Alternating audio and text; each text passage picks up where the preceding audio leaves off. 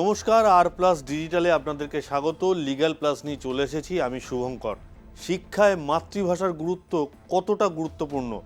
শিক্ষায় মাতৃভাষা, একজন শিশু সে যখন প্রথম স্কুলের চৌকাঠে পৌঁছায়, দোরগোড়ায় পৌঁছায়, তখন সে কোন ভাষায় সে জ্ঞান অর্জন করবে, মানে শিক্ষা গ্রহণ করবে, সেই নিয়ে আজকের মামলা। প্রথমেই চলে আসি আমরা মামলার নামে। Padam Mehta and another versus state of Rajasthan and others. একটা এসএলপি নাম্বার হচ্ছে জাস্টিস বিক্রম নাথ এবং জাস্টিস সন্দীপ মেহতা, 12ই মে 2026, অর্থাৎ 12ই মে 2026 এই মামলার চূড়ান্ত রায় প্রকাশ হয়েছে। Background: The petition before the Supreme Court concerned the failure of the state of the Rajasthan to adequately provide instruction in the Rajasthani language in schools.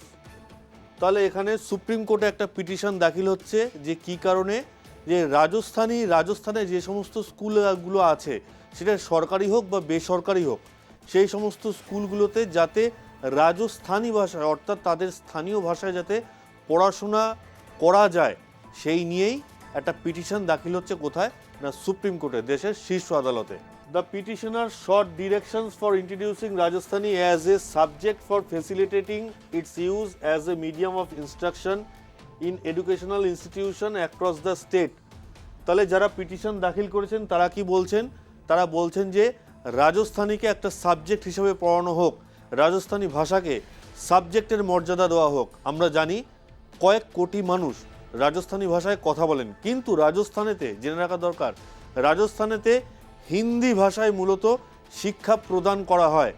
তাই জন্য এখানে পিটিশনাররা সুপ্রিম কোর্টে আপিল করছেন যে যাতে রাজস্থানীকে তাদের মাতৃভাষা, রাজস্থানী যাদের মাতৃভাষা, তাদেরকে মাতৃভাষায় শিক্ষা দেওয়া হোক। পরে কি বলা হচ্ছে? The matter arose in the context of national educational policy and constitutional guarantee concerning linguistic and educational rights of children. তাহলে জাতীয় যে শিক্ষানীতি আছে সেখানেও কিন্তু গুরুত্ব দেওয়া হয়েছে কিসের ওপরে? না, মাতৃভাষায় শিক্ষার অধিকারের ওপর কেন্দ্রীয় সরকারের তরফ থেকে যে জাতীয় শিক্ষানীতি ঘোষণা করা হয়েছে, সেখানেও মাতৃভাষায় শিক্ষার ওপর, শিক্ষার অধিকারের ওপর জোর দেওয়া হচ্ছে, সেটাই এখানে বলা হচ্ছে। The petitioners argued that children should have the opportunity to receive education in their mother tongue on or language of choice, particularly at the primary level, to ensure meaningful learning and comprehension. তাহলে পিটিশনাররা এটা কি argue করছেন, কি যুক্তি দেখাচ্ছেন? একটা শিশুর যখন শেখার বয়স, আমাদের শেখার বয়স তো একদম ছোট্টবেলায়, যখন আমরা স্কুলে সবে ভর্তি হই তখনই তো আমাদের শিক্ষার শুরু। সেই শিক্ষা জীবনের শুরুতেই যদি একজনকে মাতৃভাষায় শিক্ষা দেওয়া হয়, তাহলে সে সমস্ত জিনিসগুলো খুব সুন্দরভাবে অ্যাডপ্ট করতে পারবে। যে সমস্ত শিক্ষা তাকে প্রদান করা হবে, সেই শিক্ষা যখন সেই শিশুটা গ্রহণ করবে, সে খুব ভালোভাবে সেই শিক্ষাটাকে গ্রহণ করতে পারবে। অ্যাটলিস্ট মাতৃভাষা না হলেও তার যাতে পছন্দের মতো ভাষা, সেটাই এখানে বলা হচ্ছে, ল্যাঙ্গুয়েজ অফ চয়েস। মাতৃভাষা যদি নাও হয়, তাহলে সে যে ভাষায় কথা বলতে বা লিখতে স্বাচ্ছন্দ্য বোধ করে, সেই ভাষায় তাকে শিক্ষাদান করা হোক, এটাই বলা হচ্ছে। আর কি বলা হচ্ছে?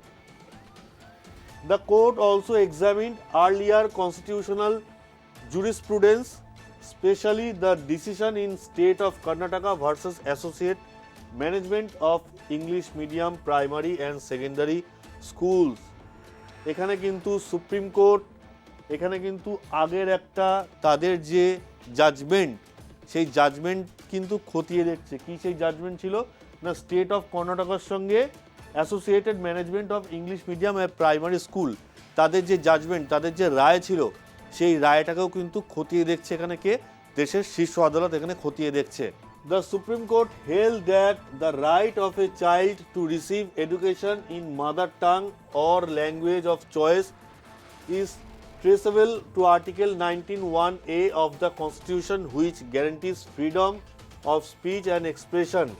আমাদের সংবিধানে যে 19 নম্বরের 1-এর ক ধারা বা 1-এর এ ধারা আছে, 19(1)(a) যে ধারা আছে, সেই ধারাতে বলা হয়েছে একজন শিশুকে তার মাতৃভাষায় বা তা সে সে যে ভাষায় তার স্বাচ্ছন্দ্য বোধ করে সেই ভাষায় তাকে শিক্ষা দিতে হবে, শিক্ষায় শিক্ষিত করতে হবে, এটা আমাদের সংবিধানেই বলা হয়েছে। সুপ্রিম কোর্টও তাদের নিজেদের পর্যবেক্ষণে এই কথাটাকেই তুলে ধরছে। According to the court, education is the principal medium through which knowledge is transmitted, and therefore instruction should, as far as practicable, be imparted in a language best understood by the child. তাহলে supreme court কি বলছে, যে educational হচ্ছে গিয়ে মুখ্য মাধ্যম, শিক্ষা হচ্ছে কি মুখ্য মাধ্যম, যে মাধ্যমে একজনকে, আমি বাংলায় কথা বলি, এখন আমাকে যদি বলা হয় যে অন্য কোনো রাজ্যের ভাষা, সেই ভাষায় যদি আমাকে শিক্ষাদান করতে হয়, আমাকে বা আপনাকে যদি বলা হয়, তাহলে আপনারা যতটা না বুঝবেন সেটা যদি আপনাকে আপনার মাতৃভাষায় দেওয়া হয়, আমরা সেই জিনিসটাকে বেশি পরিমাণে অ্যাডাপ্ট করতে পারবো, সেটাই বলা হচ্ছে। The bench emphasize that education in the mother tongue strengthen conceptual clarity, cognitive development, meaningful engagement with learning. তাহলে কি বলা হচ্ছে, একটা বিষয়ের প্রতি, বিষয়ের যে কোনো একটা বিষয় পড়ানো হচ্ছে, সেটা যদি মাতৃভাষায় পড়ানো হয়, সেই বিষয়টার প্রতি যতটা আগ্রহ, সেই বিষয়টাকে যতটা সহজে বুঝবে একজন শিশু, অন্য কোনো ভাষায় পড়ালে সেটা সহজে বুঝবে না। আর কি বলা হচ্ছে, কগনিটিভ ডেভেলপমেন্ট, একজন শিশুর মানসিক বিকাশ হবে মাতৃভাষায় যদি শিক্ষাদান করা হয়, একজন শিশুর মানসিক বিকাশ ঘটবে। আর কি বলা হচ্ছে, মিনিংফুল এঙ্গেজমেন্ট উইথ লার্নিং, তাহলে পড়াশোনার প্রতি সেই শিশুর আরও আগ্রহ বাড়বে। আমরা দেখি অনেক সময়তেই পড়াশোনার প্রতি অনীহা, বেশিরভাগ শিশুর ক্ষেত্রে, বিশেষ করে এখন সোশ্যাল মিডিয়ার যুগে শিশুদের পড়াশোনার প্রতি অনীহা আমরা এটা দেখতে পাই। কিন্তু যদি মাতৃভাষায় যদি শিক্ষাদান করা হয়, তাহলে সেই শিশুটির পড়াশোনার প্রতি আগ্রহ আরও বাড়বে, এমনটাই মনে করছে supreme court. Referring two earlier president, the court reiterated that while the state cannot forcibly impose mother tongue education on a child, it must create conditions enabling to access education in a language chosen by the learner or parents. Supreme court কিন্তু এখানে আগের যে রায় আছে, তাদের আগের যে রায় আছে supreme কোর্টে, সেই রায় উল্লেখ করে বলছে, এটা কিন্তু মাথায় রাখতে হবে যে শিক্ষায় মাতৃভাষার গুরুত্ব তো মানে বলার অপেক্ষা রাখে না, শিক্ষাতে মাতৃভাষার গুরুত্ব কতটা অপরিসীম। কিন্তু একজন শিশুকে মাতৃভাষাতেই শিক্ষা দিতে হবে, এটা চাপিয়ে দেওয়া যাবে না জোর করে। সেই শিশুটা যদি অন্য কোনো ভাষায় শিক্ষা গ্রহণ করতে চায়, শিশু বা তার অভিভাবক, তাহলে তাকে সেই ভাষাতেই শিক্ষা দান করতে হবে। সুপ্রিম কোর্ট স্পষ্ট করে বলে দিচ্ছে এখানে। আর কি বলছে, the court criticize that the state of Rajasthan for failing to adequately implement policies supporting instruction in regional and mother languages, observing that such inaction risks infringing constitutional guarantees under Part 3 of the Constitution.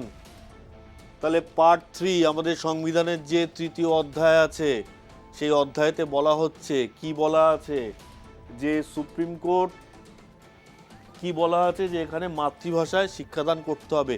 Rajasthan সরকার সেটা না করায় রাজস্থান সরকারকে ভৎসনা করা হচ্ছে supreme কোর্টের তরফে।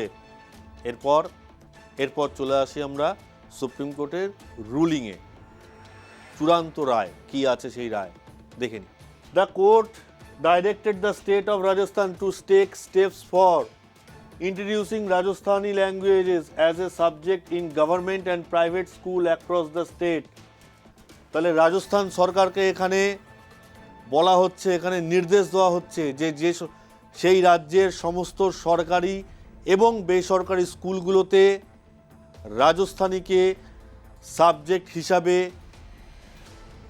নিজেদের যে সিলেবাস আছে সেই সিলেবাসে অন্তর্ভুক্তি করা হোক, এটা বলা হচ্ছে সুপ্রিম কোর্টের তরফে। আর কি বলা হচ্ছে, facilitating the use of Rajasthani as a medium of instruction wherever practicable. তাহলে যেখানেই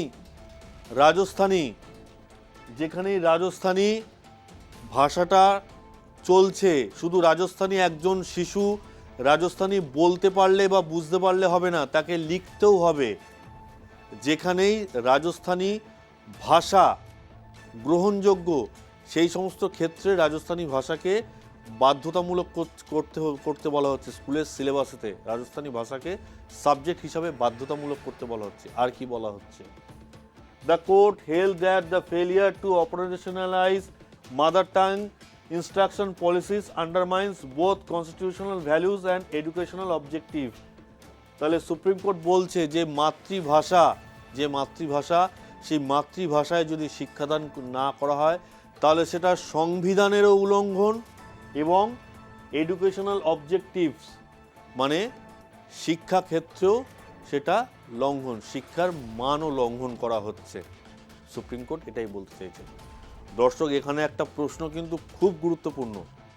যারা ধরুন এক রাজ্য থেকে অন্য রাজ্যে চলে যায়, যে কোনো কর্মক্ষেত্রেই হোক বা যে কোনো ক্ষেত্রে, যে কোনো পরিস্থিতিতে, তাদের শিশুরা যখন সেই রাজ্যে গিয়ে পড়াশোনা শুরু করবে তখন সে কোন বিষয়ে কোন ভাষাতে পড়াশোনা শুরু করবে?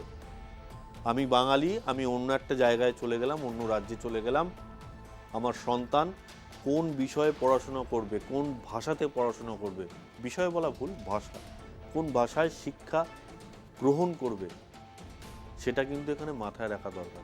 এইটা নিয়েও কিন্তু আমাদের ভাবতে হবে। আমাদের দেশের পক্ষে এটাও খতিয়ে দেখতে হবে যে এইটা কি করা যায়। যারা পরিযায়ী যারা আছেন, আমরা পরিযায়ী বলছি, যারা আছেন তিনি শ্রমিক হন, তিনি উচ্চপদস্থ কোনো আধিকারিক হন, যারাই অন্য রাজ্যে গিয়ে বসবাস করছেন তাদের ছেলেমেয়েদের, তাদের সন্তানদের শিক্ষা কোন ভাষায় দেওয়া হবে, এই প্রশ্নটাও কিন্তু উঠে আসছে। দর্শক, আজকের আমাদের এই ভিডিও আপনাদের কেমন লাগলো আপনারা অবশ্যই জানাবেন। এছাড়া আর কোন কোন ভিডিও, কোন কোন মামলা আপনারা আমাদের কাছ থেকে শুনতে চান সেটাও আমাদেরকে জানাবেন। আপনাদের মতামত আমাদের খুব গুরুত্বপূর্ণ। আমরা কিন্তু আপনাদের প্রতিটা কমেন্ট আমরা কিন্তু খুব গুরুত্ব সহকারে দেখি। তাহলে দর্শক, এরকম আরও ভিডিও পেতে, এছাড়া অন্যান্য খবর দেখতে সাবস্ক্রাইব করুন, লাইক করুন, বেল আইকনটা প্রেস করে দিন আর প্লাস ডিজিটালের। ধন্যবাদ।